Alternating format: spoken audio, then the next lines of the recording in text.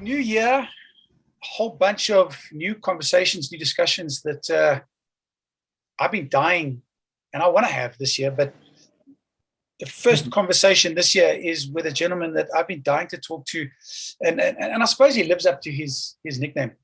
It's been an absolute nightmare trying to get hold of him and set up the very first conversation. My introduction to the nightmare himself, Bradley Swanepoel. Bradley, thanks so much for your time. You are the first Punchy Kicky podcast of 2022. So you should have been one of the last of 2021, but we fast forward first of 2022. Thanks for your time. And I cannot wait for this conversation. Awesome. Thank you so much, Mark, for having me here on this interview. And we're starting off with a bang this year with our first podcast. It's really awesome. And I'm looking forward to a great year ahead. Thank you. Okay, so let's dive straight in, just get to know you. I know it's my first time to really sort of get to pick you apart. So you've essentially been involved in combat sports, as I understand it, your entire life. Starting, obviously, big influence from your dad, but starting training jits at the ripe old age of, what were you, about this big, four years old. So obviously having a father who just wants to beat people up obviously helps. Am I right? Well, first things first, I have been, before I started walking or crawling, I was rolling around and wrestling. So I first started fighting. And my dad's been teaching for the martial arts from like 45 years now already. It's all about changing people's lives for the better, and people think it's a martial arts that beat people up, or like it's a gruesome sport, it's a violent sport, but it's a humble sport actually. It's not about like a night crawl, night pub or brawling type of thing. It's much more to it. A lot of people think of that way, but if you learn the martial arts lifestyle, it's a completely different story altogether, and it will change your life for the better in all aspects. Yeah, I suppose we get to hear that a lot, especially from young athletes like yourself that literally have started this journey at a very young age. And I suppose, if we're going to be honest about the sport, I suppose you may or may not agree with me, but I suppose the UFC paints a very different light on what martial arts is about, because they use so much smack talk and there's so much, slagging off of people and throwing shit through bus windows and want to knock each other out at weigh-ins and stuff like that. That I think for guys like yourself that have grown up in respect, honor, tradition, all of the concepts that probably underpin essentially the Bushido way, which is probably where it all basically starts. That must almost throw a lot of sort of negativity on the sport, which forces you, your dad, your brother, and all of those like yourself, that are looking to sort of build a positive light around martial arts. Of course. And like very young guys look up to us as role models, as like MMA fighters watching us on TV and that, and then anything bad, anything negativity that they see, they want to start doing. It's like when you were young and you watch the WWE and you watch with John Cena and The Undertaker, that was your superstars when you were younger. Look what they do, and you did it right after. So it's like these new up and coming fighters and these superstars like Conor McGregor and these new guys that having smack talking, and that it's really bad for the MMA community as well. There's a lot of smack talking. There's a lot of trash talking. They just want to get people's attention every time, and it's really bad. Like my heroes like Damian Maia, George St. Pierre, GSP, Randy Couture. They don't smack talk. They show all their action, all they're talking in the cage, and they get the business done. It's all about showing humbleness in a martial arts, and it all comes down to two gladiators entering the cage. They get the business done, and then they shake hands, and then they carry on. They want to be like our philosophy, our motto, is almost like before and after the fight, you're friends. But when you're in the fight and doing the fight, there's no friends. You get the job done, and then afterwards you can become friends. And we're just teaching the young community as well at our gym. With this, our bulletproof program is also the kids program, is to be humble, respectful, with discipline, and not have a bad attitude or negativity. And yeah, unfortunately, today in society, and you on TV or on this, anywhere, Netflix or anywhere, martial arts movies or the UFC, anything that's a bad negativity, they start doing it because they think it's now the new thing, you know. So it's for them to come to an MMA gym, it's a completely different story altogether. To get them a better and a clear vision of what martial arts is all about. I mean, I love what you're saying, and I suppose for me that's almost, if I look at one championship and UFC sort of against one another, that's almost the key differentiator for me between the two. The one show a heck of a lot more respect towards their opponents. In fact, you'll see in many instances out of a one championship fight, you know, a guy gets knocked out, and the guy or the athlete or fighter that's knocked them out will not go in and add those unnecessary punches. Whereas the UFC, on the other hand, everything seems to be, as Jorge Masvidal said, everything seems to be super necessary. It doesn't matter what the instance, what the situation is, and their justification is 100%. I mean, you can't pull it apart. The referee's job is to stop the fight, and the referee's job is to determine when the fight stops. It's not up to an athlete. And so they will punch until they are pulled off. I'm thankful, grateful, youngsters like yourself coming through with a very, very different thought process and a different sort of ethos about it. And I suppose it puts the sport here in South Africa in very good hands. No, definitely. It's like it's all about the money. With the UFC, the more money, more money you're making on TV and television, and that, the more like you want to get the crowd behind you and the fans behind you, and smack talk a lot more, and it just puts a bad name to MMA. You know, the martial arts lifestyle is not what we stand for. That type of thing, like your person that is not. We're not. A lot of fighters, like, they fight for the money and for other things, and not for passion. You can see a different fighter altogether if he fights for money, or fights for other things, or fights for glory or so, which is another fighter who fights for passion and love for the sport. Completely two different fighters altogether. And that's what we're trying to create as well every time we step in there. So let's unpack that journey, because you've said a couple of interesting things which I do want to come back to a little bit later. But let's unpack your journey. So you were rolling and wrestling and let's call it fighting before you could properly walk and crawl and stuff like that. And there's the man behind you responsible for all of it. My dad. Yeah, 100%. How's it, Morne? Good, man. Lekker. I took him the day I took him out of hospital. He was in his cot right to the gym.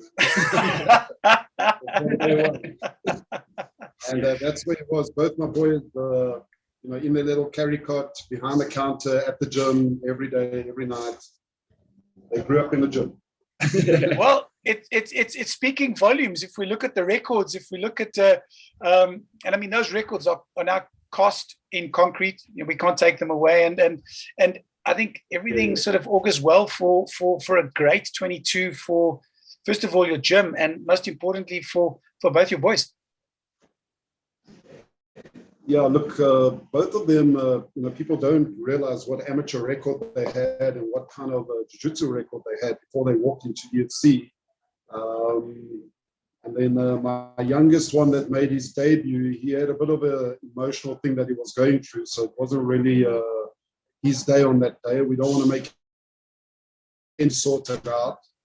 And we can't wait for him to make his proper debut. And hopefully this year, Brad will get some kind of title shot at UFC if we can keep the momentum going. But that's the goal. Hopefully by the end of the year, we can stand in line for a title. Whew, yeah, interesting plans for 2022. Really excited, for all of that. But talking about your record, as your dad sort of mentioned, 27-0. I mean, 27 amateur fights, undefeated, and then obviously add on your professional bouts. But it's not often that I get to speak to, or I think anyone in this country as an amateur has gone through, first of all, has got an amateur record that is close to 30 fights. And second of all, an amateur record close to 30 fights undefeated. So first of all, man, awesome. It obviously talks to the pedigree that your dad just spoke about. But in terms of the decision for you, I mean, yeah, you were living in the gym, as your dad said, in the cot and all that kind of stuff. Yeah. Was it always the plan to be a fighter? Well, you see, I was born and brought up, like you see, I was in a carry cot in the gym. So even when growing up and doing martial arts, it was my love in the sports. I fell in love with it straight away. So it was a lifestyle. It's not everybody calls it, if you do MMA, it's a hobby or an activity or just keep yourself busy. It's not for us. For me and for our family, it was a lifestyle. It was literally how we breathe, how we eat, how we live our day by day. It's who we are. So a martial artist. And coming back to the 27 fights, that was a region of 8 years. So I started at 10 years old, my first MMA comp, and then ended at 18. About 20. So it's about 19 years of a region of 27 fights. And then, yes, excluding the professional fights. But it's been a long journey. I wouldn't take anything. I wouldn't change anything. I wouldn't do anything else in my life. This is what I want to do, and I knew from day one this was my passion. You say there that you wouldn't change anything, and you wouldn't do anything different. I'm assuming was the sentiment you were trying to create there. Was it ever discussion between yourself, your dad, obviously, and your brother as well, for you ever to go to world champs and represent your country at the highest level, get one of those bronze, silver, possibly even a gold medal? I mean, with 27-0, I mean, you had the kind of pedigree that most athletes have got, that we as South Africans face. I mean, they got close to 30 fights. Yeah. You had the kind of pedigree that could have brought home multiple medals over possibly one or two world championships. But was that never a thought for you guys? For us in amateur, see, our thought was we didn't want it to, at the end, see, now we have 30 fights. And if we go to the IMF and going overseas and doing our internationals, those guys go about, I've heard guys have 60, 80 fights of a record, and then they turn professional. By the time they turn professional, it's so many fights, man. It's probably if you're a brawler or you're a stand-up guy and you did 80 to 100 MMA fights, it's for me it's not very good. It's not too healthy for your brain and health as well. So that's what we wanted to do. We wanted to have a longevity of our MMA career and do the best as we can, and be as healthy as we can for every day. And our goal is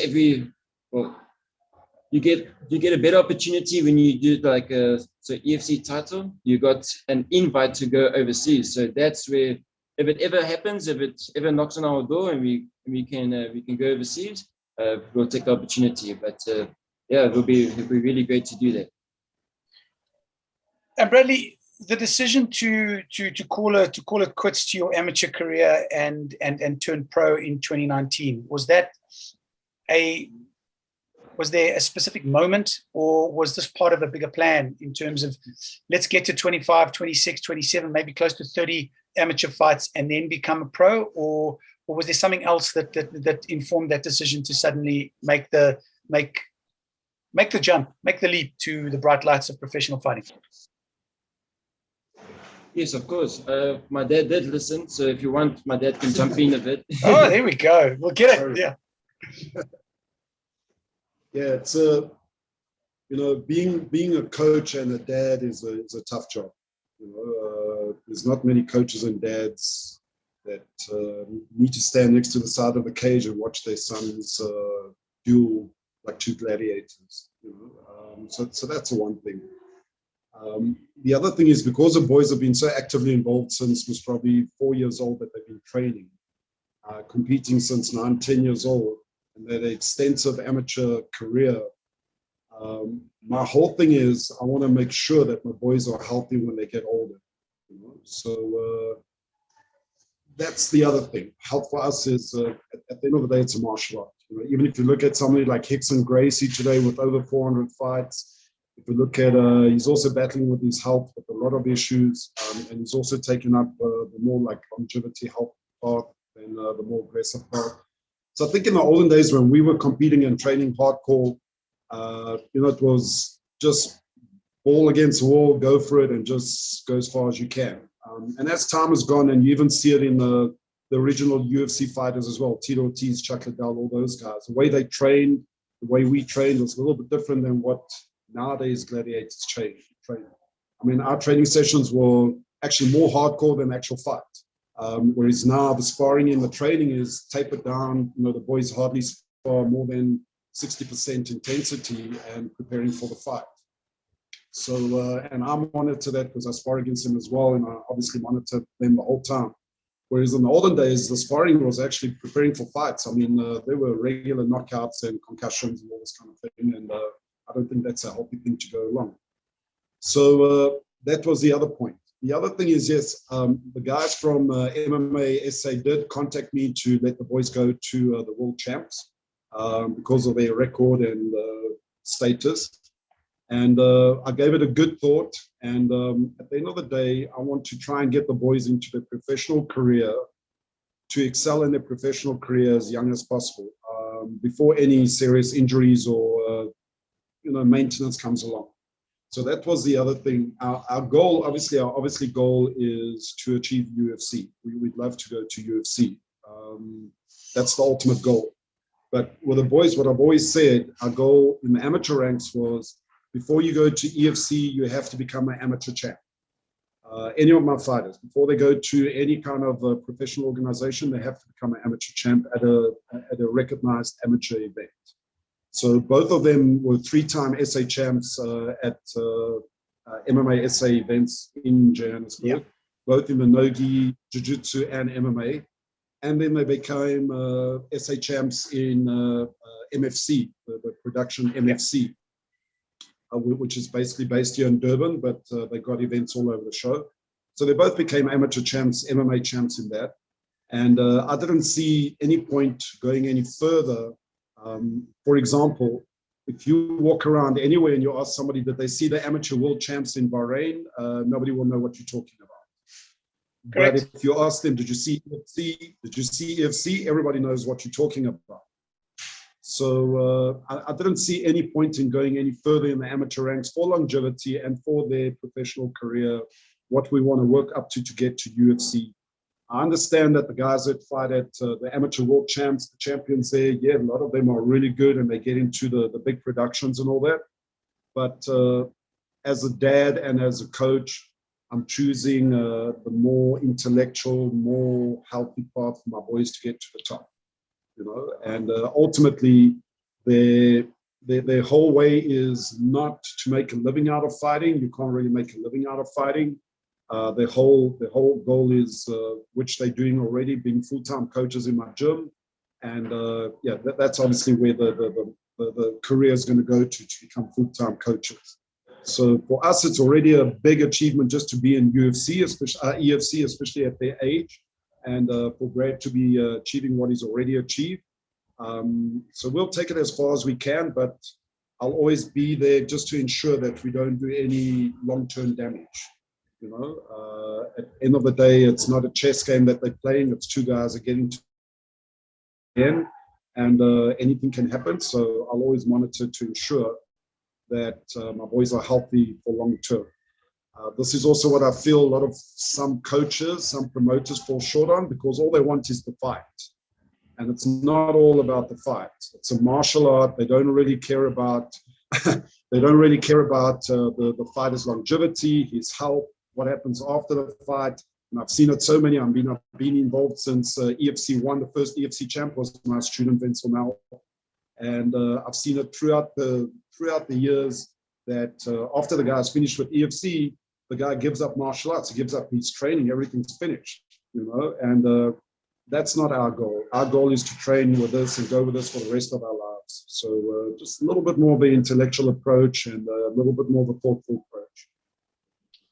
Well, I think, first of all, Morne, thanks so much for that insight. I mean, it's not often that I get to hear that kind of insight, that kind of thinking. And I suppose you are in a very tough situation. You're not just a coach, like you said, you're a father and a dad of the very individuals that you are training to stand locked in that cage against another gladiator.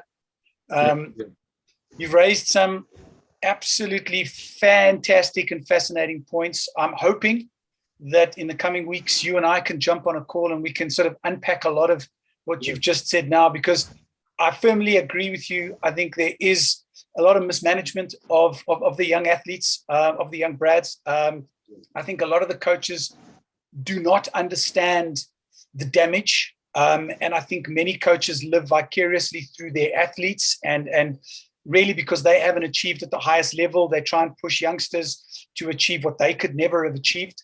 And I think there's just so much there that I would love to unpack with you, obviously with your permission, in a couple of weeks' time, where we can sort of unpack all of this and really get to the bottom of some of these topics. Yeah, no problem. Yeah, I mean, you say as a dad, it's something I'm sure people have seen already. When you see me walk behind my boys to the cage at EFC, you'll see the tears down my eyes. When we're in the cage afterwards with whatever happens, yeah, I'm a very emotional. People don't realize what we go through to get into that cage to compete, not just physically, but mentally as a family, everything putting on the line. Like Brad was saying earlier on, it's not that we just do this as a hobby. We don't just do this as a fight. It's a lifestyle for us. There's a lot of honor and respect and humbleness involved here. And this is the way I brought up my boys, as I mentioned before, from day one. And we're definitely going to do this and invest this for the rest of our life. It's not something that's going to be over in 5 years' time. Well, I think that ethos is definitely visible in both your boys. Obviously, more visible from Brad's point of view, simply because we've seen him more on TV than Dylan. But obviously, we will hopefully see a lot more of both of them in 2022 under the bright lights, and we'll get to see more of the fact that fighters actually do cry, as you've said, and we'll see more of the skill set that both your boys have to show this year. Yeah, I mean, you talk about the skill set. I mean, you can hear a lot of the commentators and people saying, oh, the Swanepoel boys, they're just going to grapple. People don't realize what stand-up the boys have got and what clinch and what ground fighting they got. Again, we take every fight on its own merit and we do an intellectual approach. We are not there to satisfy the crowd. We are not there to look good. We are there to get the W with as minimum damage as possible and to get the win. That's it. It's not a matter of trying to look good for anybody. It's a matter of getting the W, and that's it. So while we're talking about that, let's talk about Brad's debut, EFC 81, August 2019. What was the thinking? Obviously, Morne, you come from a space where you've been there since EFC 1. You've taken a lot of fighters through this journey, not only in terms of inaugural events, but debuts into professional sport. But what was your thinking and your advice, first of all, as a coach, but second and most important of all, as a dad to your son stepping out in his debut as a professional fighter? Yeah. See, this is I've got the fullest faith in my boys for the reason that they live martial arts. I've trained so many fighters before. I'm not going to mention names, but I would get fighters that are just coming to training to prepare for their next fight. They're not off season. They don't train. They don't live and breathe what we live and breathe. They just rock up here to come and train for their fight. And then obviously with their extensive amateur career, and I don't ever, doesn't matter what we're preparing for, jiu-jitsu competition, MMA fight, I don't ever have to beg my boys to train. The passion is there, the enthusiasm is there, the focus is there. So when we enter, like at his first EFC, yeah, obviously it was big stage now. For me, it wasn't really about the stage. For me, it was my boys made EFC. He's a professional fighter. He's now on the international scene. He's made EFC. I wasn't really worried about the fight. I was more emotional about we're here. This is where we've been working for our whole lives to be, and we're here. That was a more bigger thing for me than the actual fight. The fight for me was almost an easy fight. It was a guy that was a really good kickboxer. We didn't have any information on him in terms of just that he's a kickboxer. I knew the gym that he was coming out. So I knew he had some kind of ground game. And it was an easy fight for us to take down to the ground, control, and win the fight on the ground. You know, so many other coaches or so many other fighters would take the fight and say, right, now he's going to stand and test his stand-up against the guy. We won't take that approach. I mean, if you listen to one of Rickson Gracie's recent interviews with his son, Kron, they were asking when he's going to fight at UFC again. With his last fight, Kron did exactly the same. He did a stand-up fight where he wanted to prove to his friends and his followers that he can do stand-up, and he got badly damaged. Yeah. You know? And Rickson actually had a fallout with him and said, "Why did you do this? You know, this is not supposed to be the way that you do things." And yeah, I mean, we've had fights before in the amateur career with the boys where they were up against a good grappler. So there was a 50-50 chance for the grappling, and then the boys stood up, you know, kept it standing and in the clinch, and they stood up. So, for example, I'll always tell any of my fighters, I mean, I've trained guys like Wesley Hawkey, for example, which is a really good stand-up guy. And you look at my boys at that stage, they were like 15, 16, 17 years old, and they were standing toe-to-toe with Wesley Hawkey in his preparation for his fights, you know. So their stand-up is really, really good. But we're not there to stand toe-to-toe at a competition. We're there to take the win. And I always tell all my fighters, including Wesley, you know, that anybody can get knocked out. Doesn't matter what kind of stand-up fighter you are. It takes one shot to hit the correct button and you're gone. You know? And we do not want to take that chance. We will definitely break the guy down, and once he's weak, then implement more stand-up. But we're not going to stand there and go into a slugfest and hope a 50-50 chance that somebody's going to get knocked out. You know, that's a crowd pleaser. My guys don't fight like that, you know. I do have some guys that some communication is difficult. And, you know, for example, one of my other fighters that also fought at the last card with Bradley, Tapiwe Katikati, one of my African guys, it's difficult with the communication. And I mean, he just went there with brute force and just smashed his opponent. I don't know if you saw the fight. Yeah. Like a brutal fight. And we had a game plan there, and yeah, he stuck to the game plan. And, you know, but he's the kind of guy that wants to slug it out. You know, he's just got that heart. He just wants to slug it out. So it all depends on the fighter, you know. I take my boys, one of the guys that I've trained with, Damian Mayer from UFC. He's probably one of the best grapplers fighting in UFC. I was, you know, honorable enough to be able to, or lucky enough to train with him for months. And you look at his record, for example, and his statistics. At one stage, they did statistics where in 10 fights, he only took 8 shots. You know, 8 shots were landed on him in 10 fights. I mean, that for me is very intellectual fight. Correct. You know, not worried about the crowd or anything, but looking about his longevity. And he's almost 40 years old. I think he's 40 already. And he's still in good condition. You know, he's still in good condition. You know? So my boys are still young. I don't want them to be at 30 and have all kinds of aches and pains and damages and limitations. So we will take the intellectual approach, and we will definitely take it fight by fight. And yeah, if we do go up against a fight that the guy's got some kind of ground skills, we are definitely going to explore him on the other ranges. At the end of the day, they pedigree MMA guys, so they can go wherever the fight goes. Bradley, I'm going to throw the question back at you now. Obviously, your debut I mean, your dad's spoken a lot about what the process was going to be and how you were going to approach the fights. And obviously, it's very much intellectual. It's not just all about knuckles and knees. Very good.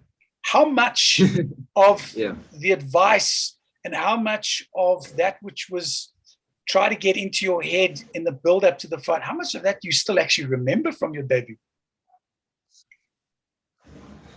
Well, actually, everything. Okay. I can still remember it as it was like yesterday. But yeah, like my dad said, it was building up to the fight for like, at least I can remember that last month before the fight or so, just like, I was just taking all the info in. I was just absorbing all the energy, that knowing that I'm going to fight at EFC. We made it. We like literally, I was so excited. It was like the best thing ever. And yeah, it was such an amazing experience. And the good thing was, well, I had an opportunity to experience it when there was no COVID, when there was lots of fans involved, and it was still with Times Square in Pretoria. And it was a really great experience. But yeah, before that, we have a huge game plan. Before every single fight, we took it as a normal fight. We didn't get any so extra nerves into the fight or being extra like hyped up or so. Like, and we still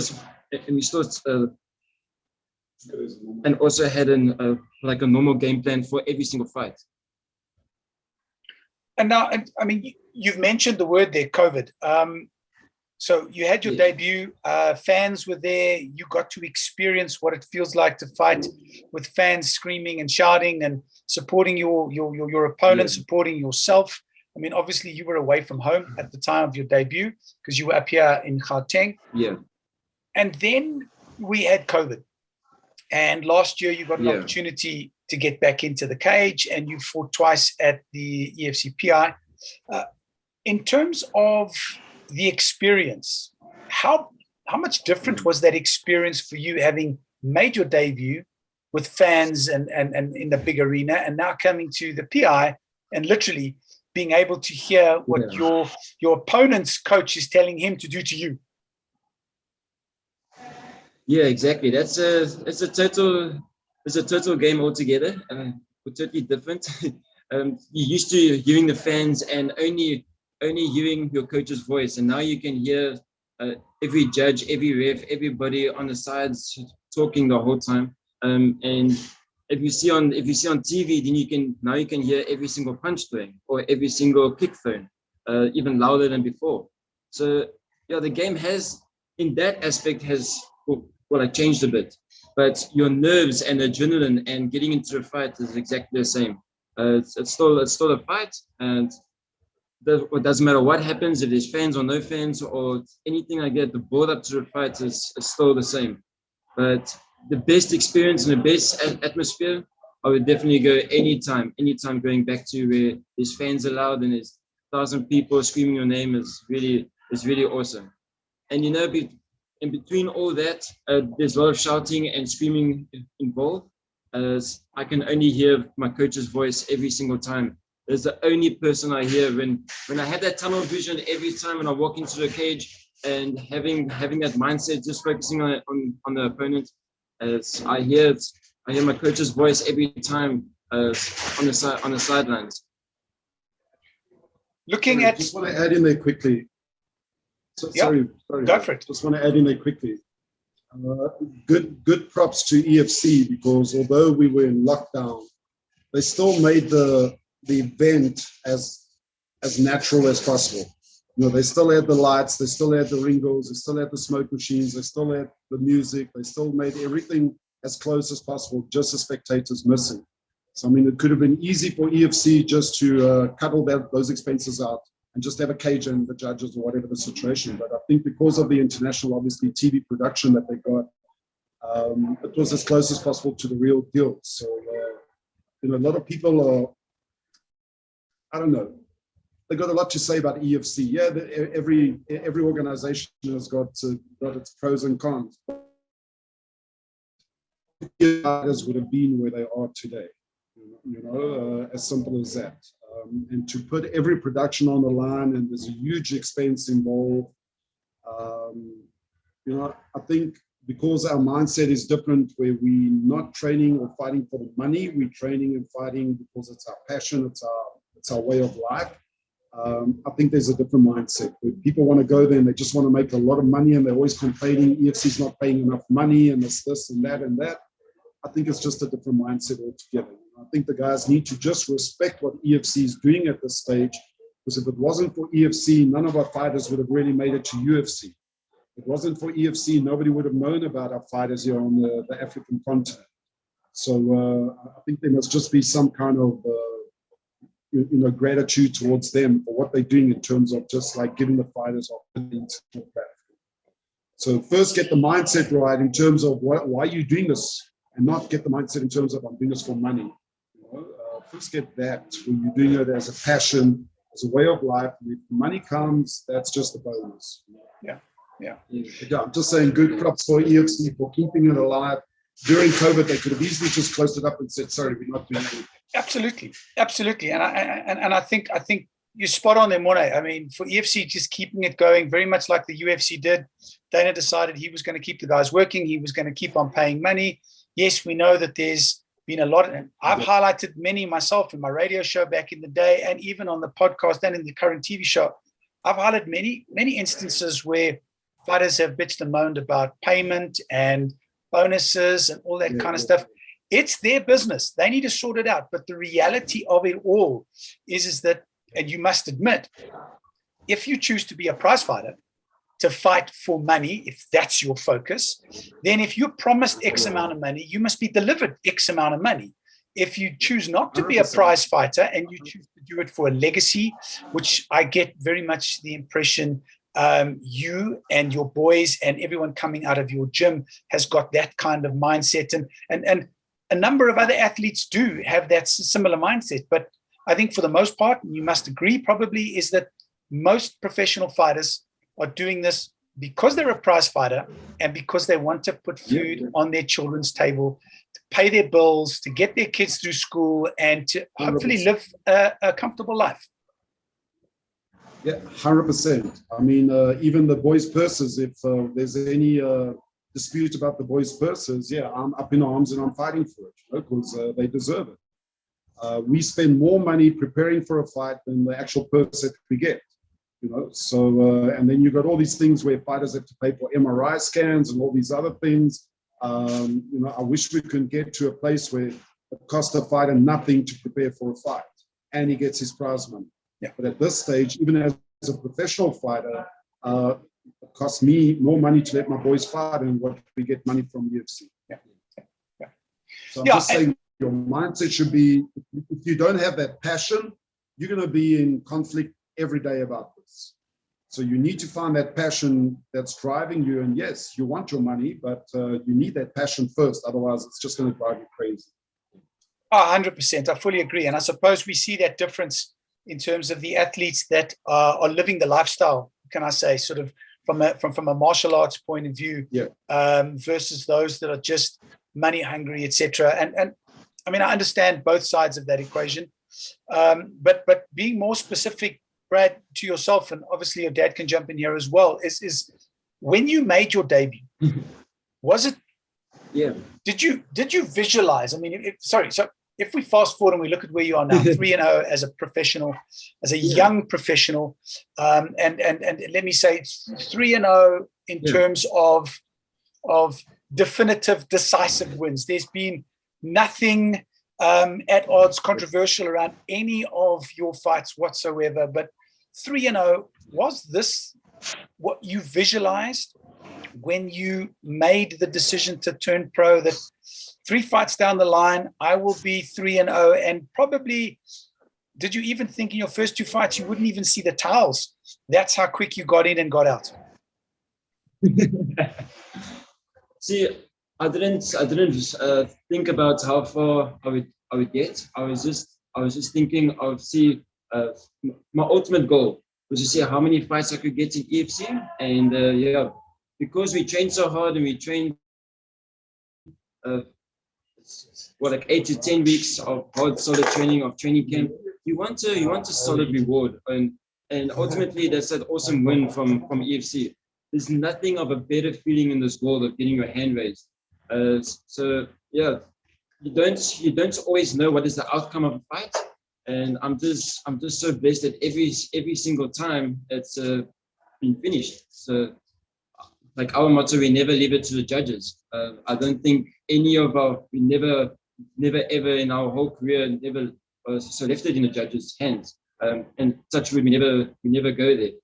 But yeah, it's basically the more harder training, the more time you put in, you want to like reap your rewards. That's the ultimate goal. I never in this stage think I'm going to be a 3-0 and on the top of the food chain. And yeah, it's really awesome to know that I'm here. You made a statement just now about it's absolutely one of the best feelings in the world to get your hand raised. Surely one better feeling than that is being announced as fight of the night in your second outing as a professional. I mean, that's got to be pretty special for you as a young professional. Well, actually twice now. So yeah, 100%. But in your second fight already. Yeah. But like, wow, it just shows again. The more you train, the more you represent yourself as a martial artist. These type of things, it just comes naturally. Your bonuses, your performance, how you act in a cage, how you are as a person. It all comes down to how you are before the fight. And every reward that you get after the fight, that comes naturally. That comes afterwards. So it's the best feeling in the world. It's so awesome. I can't describe it how awesome it is to get my second fight, and even after the third fight being the fight of the night. It's like wow, it's mind blowing. So now, yeah, every time we fight, we know we're going into the right direction, and it's going to be a really, really great year for us. We can't wait and also what lies ahead. It's every single fight is going to be now harder and tougher, but we're up for the challenge. So, last couple of questions for you. I mean, looking at the EFC roster, you are on the EFC roster as both a flyweight and a featherweight. So, the first question to you is, how's that flyweight cut coming? I mean, how tough is that flyweight cut for you? I think they put the wrong Bradley there in the flyweight division. I think so too. I don't. I would never go into flyweight. We'll just be honest there. So I've always been from my last. Let's take also my amateur. You have your junior section, and then you have your adult section when you're above 17, 18 years old. And we also, I also had like 4 fights there as an adult, because in junior division, you put the scrum cap on, you have to put the gloves on and shin guards, and then adults, you can take the scrum cap off. Even in theirs, I've always been from the adult division all the way to the pro. I've always been featherweight. Before that, because of growing up, it's always been in multiple divisions. They call it so flyweights and bantamweights, and then there's pinweights and under 40 kgs. Yeah. That's where you start growing up. But I've always been you can say about the last 8 fights, I've been in featherweight division. So I'm comfortable there, and really feeling really strong. And the cut is tough. So what do you walk around with on a daily basis? What's your weight now? Well, weight now is like 78 kgs. Still busy cutting all the Christmas. The Christmas turkey is still stuck in there, hey? But yeah, usually when we train hard and we're not in a training camp, usually my normal walk around weight is 74, 75. Okay. That's where I'll walk around. And then when we start training hard and get our mind focused, easily in one day of like a hard, we can lose up to 3 to 5 kgs if we put in the time of solid training. That's about like 5 to 6 hours of training in a day, in one single day, yeah, then we can lose that amount, especially and also hot weather and everything that counts against for us. But yeah, it's the best journey ever. So when you get down, it's a healthy lifestyle. We don't want to do it. Some guys even they even keep their 8 kgs, but they have to lose for the last 2 weeks before they fight, and that's not healthy. No, that's not healthy at all. Sure. Systematically. From our training camp starts from 8 weeks. From that 8 weeks, you need to systematically go all the way down to your fight weight, and then that fight week, it's about 500 grams or not even over a kilo. You always want to keep it under a kilo, and then so keep it like that. And then you got more power, more performance, more energy when you rehydrate yourself off the weights, and you don't like kill yourself off with this weight cut. Because I heard many stories about a lot of fighters, UFC, EFC fighters. Also, one fighter, for example, Chris Cyborg, a female UFC fighter. She always used to struggle a lot with her weight cuts. You see photos and videos of in a towel in a bathroom, in a bath there, and busy crying herself. It's tough. It's really tough. So if you don't have that mindset and that mentality to push through and to have that strong confidence, you won't be able to make it. Because that's your toughest fight. The actual physical fights, that's like the easy part. Your toughest fight is your training, your 8 weeks, your cutting weight, you have to systematically go down. That's a tough part. So if you can call it that, like fight one, so fight one, you win half of the fight. And your confidence and your build up and believing in yourself, you already won, and you made weights, you already won 80% of the fight. You just have to go claim your win. That's all. Yeah. So it's everything is in so moderation of working towards your fights at the end of the night, of fight night. Looking ahead to 2022, I'm assuming you're on a 6-fight contract with the EFC. You've done 3 fights already. You've got 3 fights left on that contract. At the beginning of this discussion, your dad was saying that or your coach was saying, so we can mix them up like this in this conversation. You can say that. He's talking about the fact hopefully you get a title shot, at hopefully at a 6-0 athlete, but that also obviously means that there's going to be contract renewal discussions, etc. Hopefully more money, all that kind of stuff. But for you as an athlete, forget about your dad, forget about everyone else, forget about your coach. Where do you see 3 fights taking place this year? Do you see 4 fights taking place this year for you personally? Well, firstly, it should be now 3 or 4 fights left. I did 2 last year. My contracts were renewed last year before July. So I think I have about like 4 fights left. And then you either finish your 6 fights or you have for 2.5 years. Depends on which one comes first, and depends on how long and how your journey goes and your injuries and sickness and everything.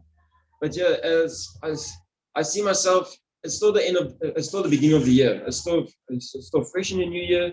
EFC is only starting in March. We have plans on when we're going to fight.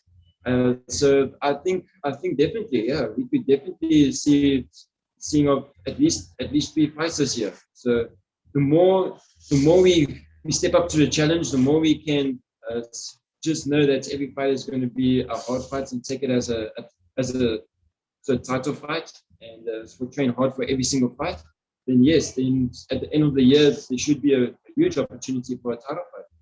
But I firmly believe putting the hard work, believing yourself, being confident is going to take me places and my family places where we never dreamed of, and hopefully one day when you get like a title fight, you stand a better chance. You stand a better chance of like UFC, Bellator, that type of guys like calling you in or things like that. I only firmly believe that you have to honor the agreement of 6 fights, and then go fight for another organization or so, and then you can come back, or whatever the case may be. Like some EFC fighters, like so Ruan Potts and Soldier Boy, they went over it and they came back for a bit and they fought here. So we're taking day by day. We're taking a step by step to see where else so everything leads us. But all of that, we're taking one fight at a time. Okay. When the opportunity comes along and we get to the bigger stages of title fights and all of those, we focus on that when it gets there. Every fight is important, and every fight is like we put everything in it. Like you heard just now with my dad saying, we put everything in it, hours in, hours out, and yeah, it's our lifestyle. So it's different when you fight a guy that's passionately in the sport, that does this full time, than what a guy does it for part time. Interesting question for you here. I mean, you, as we mentioned earlier, you've fought your last number of fights at featherweight. Your brother Dylan is also a featherweight. Yeah. The discussion must have taken place around the dinner table, in the gym, in the sauna, whatever the case. And I don't know if your dad's still listening. No, I didn't. No, what was that comment? My dad said, well, we will never fight each other. Okay. Well, that's the question I wanted to ask. Is it obviously featherweight brothers? I mean, we hear a lot of gyms talking about the fact that they won't allow gym mates to fight one another. I'm assuming, Morne, from your point of view as a dad and the coach, the conversation's been held and it's steadfast. The brothers will not fight one another, irrespective of whether it's for a title. In their junior, well, they were about 17, 18 years old. They both went through to the finals at a jiu-jitsu competition. And even then, even when they're preparing for their normal MMA fights, the boys, obviously, they same weight, so they're good training partners. And that's also one reason why they've achieved what they achieved, because both boys are like really good and they really push each other. So they're great training partners for each other. But even during training, sometimes it gets a bit heated. So I have to step in, and I do not like that heat. Yeah, at the one jiu-jitsu competition, they both went through to the finals, and they had to fight for the finals. And yeah, it wasn't basically my whole thing to them was just go out and enjoy it. Well, it didn't turn out like that, because Dylan is a little bit more hot-tempered than Brad. That's why EFC hasn't seen Dylan yet. That's why his fighting name is the Punisher. He's really got a little bit of a hot temper when it gets to this kind of stuff, because he doesn't like losing. So the next year they went through to the tournament again, and again they went through to the finals in the jiu-jitsu competition. And I said, right, last year Bradley won. This year, Dylan, you winning. You're not fighting. So we just told the organizers, sorry, they can't fight. We just flipped a coin who's winning, and yeah, last year Brad won, this year Dylan won. Okay. So yeah, I understand the concept that you know, for the promotion, if the two boys both get through to the top and they're both featherweight, what does a promotion do? Well, there'll be two choices for us. We'll either take one boy to another promotion, or we will move one boy up in the weight division to lightweight. So that's when we cross that bridge. But right now, I've already heard some rumors that Graham wants to look at Bradley and Shannon from Torno fighting. They're both 3-0 at EFC. My thinking of this is Brad's opponent's 3-0 was a little bit tougher than Shannon's fight. And I would rather want to see Shannon and Bembe fight for a fourth fight. And Brad must fight one of Shannon's opponents for a fourth fight. And if both boys win through them, then they fight each other for the fifth fight, and then the winner can get the title shot. So I think it's still too soon for Shannon and Brad to fight. They're both exciting fighters. But as I said, I think Shannon didn't have the same opponent as Brad has had. So I just want him to have a little bit of a tougher opponent in Bembe. I think Bembe is a good opponent. and Brad fighting one of his opponents. And like I say, I'd rather have Brad go for a title shot when he's 5-0. He must be at least 5-0 before he goes for a title shot. And then if it is that Brazilian guy, sorry, I forgot his name now, that's just also excellent. So he just defended against Kai Mbala now at December. He's a good guy. He's a competent fighter. So I want Brad to be at least 5-0 before he takes on the title shot. But, like I said, I first want to put that across to UFC that Shannon must fight one of Brad's opponents, Bembe, and then Brad will fight one of his opponents. And if they both win, then they can fight each other and the winner can get the title shot. Yeah, it makes sense. I mean, the thing is, it just frustrates me from the development point of view. And I understand where Graham's coming from in terms of the promotion and the business, and they want to put on the best fights, absolutely. But at the same time, they've got a responsibility to look after their product.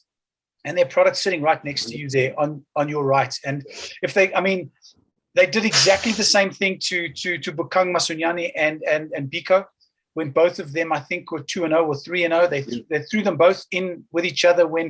Had you waited 2 or 3 more fights, you would have had 2 far more skilled athletes with a lot more hype behind their names, and you would have got a lot more interest in that fight. Whereas to take 2 youngsters who are just starting out and to throw them against one another and take one of their O's away, when if you're just using that gray thing between your ears and you just give them an opportunity to just build their careers a little bit more, give them an opportunity to fight guys that they've both fought to see. By the time they get to fight each other at 5-0, 6-0, maybe even at 7-0, you've got one hell of a contender fight ahead, to determine this is the best bloody featherweight to take Exxon on if he's still the champ at the time, or whoever the champ might be. You've got the best fighting the best. And whoever then loses has an opportunity to pick up 1 or 2 more wins and then go back and challenge that guy in a rematch. So I understand where Graham's coming from. I just find it very frustrating that the product is not being looked after enough as they build. I don't believe in giving guys title fights when they 3 fights. You must have at least 5, 6 fights behind you.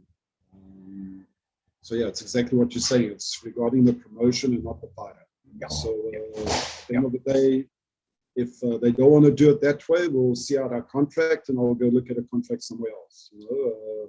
I just had a talk actually 3 or 4 days ago.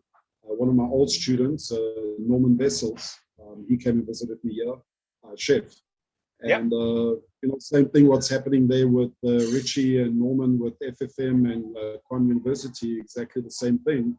So they're looking at other international productions where the guys get paid better and they get looked after better. And, if that's what EFC wants to do, then that's what we'll do. It's, at the end of the day, they don't own my sons, and if they don't have my son's best interests at heart, then that's why I'm the coach and the dad. So you must be excited at the prospect of PFL and UAE Warriors coming to Africa. I mean, obviously UAE Warriors have postponed their first African event, and PFL have stated that they are coming in to take over Africa. UFC have said they want to come into Africa, but that must be exciting for you, Morne, just from a coach's point of view, bearing in mind that you've got athletes that happen to be your sons, but you've got a couple of other athletes that now have more prospects to go and build international careers. Again, I must say, if it wasn't for EFC, none of that would have happened. Correct. So EFC definitely laid the foundation there. But I don't think there must be one shark in the tank. There needs to be some other productions as well. So if a production doesn't look after the fighters, that there's other opportunities. At the end of the day, it's a fighters that brings the fans, it's a fighters that brings the TV viewers, everything. So if you don't look after the fighters, you don't have a product. It doesn't matter how good your product is. If you don't have the fighters, you've got nothing. We'll definitely have a look at that if we don't get looked after. I believe that's also what happened to Cameron Simon as well. So we'll see where it goes. We'll see where the next fight or 2 goes.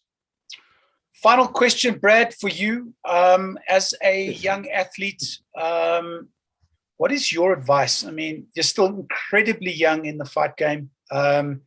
incredibly mature in terms of the outlook on the fight game. I must say congratulations, and I suppose huge congratulations to the man that's probably beaten it into you. But what is your advice? My dad. What's your advice to any youngster looking to get into the combat sports space here in South Africa? Well, I would say is that you can't do it if you just want to do it as a hobby or so, or just want to get fit or so. And firstly, you have to start changing it into a lifestyle. And I would definitely say that you have to build up skill. You're going to do a body transformation. You're going to be teaching life coaching and embedding your life altogether.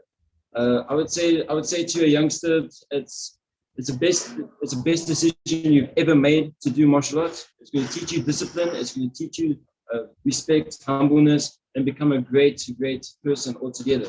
It's not just in a sports aspect or in an arena, it's also in everyday life as well. But wherever you go, how you walk, how you talk, how you are, it's going to carry you throughout the years of you doing your martial arts training. So it's going to be better and better for you. So you learn new skills, you're going to be in the best shape of your life. Everything counts for you. So I would say you have to try it out, and you're going to go places when you start your MMA training. Well, Bradley, thank you so much for your time. I really appreciate it today. Like I said at the beginning, it's been a while for us to try and get this together. We finally got it done. I appreciate the insights. Awesome. It won't be the first. It's not going to be the last time you and I chat. And I look forward to seeing you at the very next EFC. Maybe not Feb or March, possibly April. I don't know. We're looking at April. His dad's birthday in March. So yeah, on the same day on the 5th. So we're looking at April, May. We'll do our first event for this year. And Dylan will also be fighting with, and hopefully TK as well. So we'll be like December, like we planned. But yeah, hopefully none of our opponents pull out of being tested positive again.